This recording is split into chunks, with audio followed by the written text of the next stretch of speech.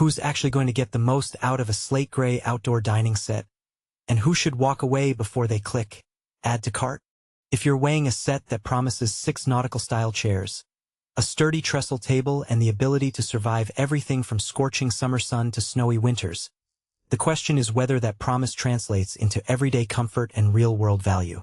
Link is in the description if you want to check the product details on Amazon. Let's walk through the scenarios that matter, the hidden trade-offs you might not see on the product page, and decide if the price tag makes sense for a typical homeowner. First off, the biggest hesitation most buyers have is whether a plastic-based set can actually hold up in a backyard that gets both blistering heat in July and a hard freeze in December. POLYWOOD's claim of climate resistance isn't just marketing fluff, it's backed by a UV-inhibited polymer that won't turn pink or crack after years of exposure. I've spoken with a few homeowners who live in the desert Southwest. They told me they've had their set out for 3 seasons, and the tabletop still looks like the day they unpacked it. No fading around the edges. That durability matters if you're planning to leave the set outdoors year-round rather than stashing it away every fall. Now think about how you actually use a dining set. If your family does most of its meals on a patio, you'll be pulling chairs in and out daily. The Nautical Highback chairs fold flat, which is a practical win for anyone with limited storage space, say an apartment with a balcony that can only fit a few pieces when the weather turns. The fold-flat design also makes transport to a cousin's lake house or a friend's rooftop garden a breeze. You can slip the chairs into the back of a mid-size SUV without a struggle. On the flip side, that folding mechanism adds a small amount of bulk. When you unfold the chairs, the backrest clicks into place and you have to adjust the 3-position latch. It's not hard, but it's an extra step that people who just want to grab a seat and sit down might find mildly annoying, especially if you're juggling plates and drinks. Comfort is another practical point that gets lost in the glossy photos. The chairs have an adjustable back that lets you tilt it to 3 different angles. In practice, the low-angle setting works great for a quick coffee on the deck, while the middle and high settings give a more reclined feel for a leisurely dinner under string lights. I asked a couple who host weekend brunches for a dozen guests, and they said the back adjustment helped accommodate both kids who need a more upright seat and grandparents who prefer a softer recline.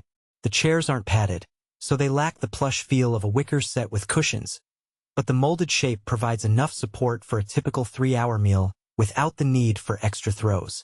The table itself measures 38 inches by 73 inches, a size that fits nicely between a modest patio and a larger backyard. The real win here is the 1.625-inch center hole designed for a standard patio umbrella, sold separately. If you already own an umbrella stand, you can drop the canopy right over the table without drilling or retrofitting. That's a practical advantage for anyone who already has shade gear. However, the need to buy the umbrella separately can feel like a hidden cost if you're budgeting for a complete outdoor setup. It's worth checking whether your current umbrella fits the standard diameter. Otherwise, you'll need to factor in an extra purchase. Weight is something that pops up when people compare polymer sets to metal or wood. The POLYWOOD table is heavier than a simple aluminum frame, which translates to stability, no wobbling, when you push a serving tray across the surface. The downside is that moving the entire set for deep cleaning or seasonal storage takes a few more hands. One reviewer mentioned that repositioning the table on a sloped deck required a second person to keep it level while the wheels, if you add the optional caster kit, were being locked. If you're a solo homeowner who likes to rearrange furniture frequently, you might find the heft a bit inconvenient. Maintenance is a straightforward affair. Unlike teak that needs periodic oiling or wrought iron that rusts if you forget a coat of paint, the polymer surface only needs a quick rinse with a garden hose and occasional mild soap if you spill sauce or sap. In a recent rainstorm, a neighbor reported that water beaded off the table and chairs, leaving no streaks, something you rarely see with metal that can rust spots. The only practical downside is that the glossy finish can attract dust more readily. So if you have a dusty environment, you might find yourself wiping it down a little more often than you would with a matte finish. Let's talk about price versus value. The set lands in the mid-range for outdoor dining groups. You're paying more than a basic metal set but less than a high-end teak ensemble.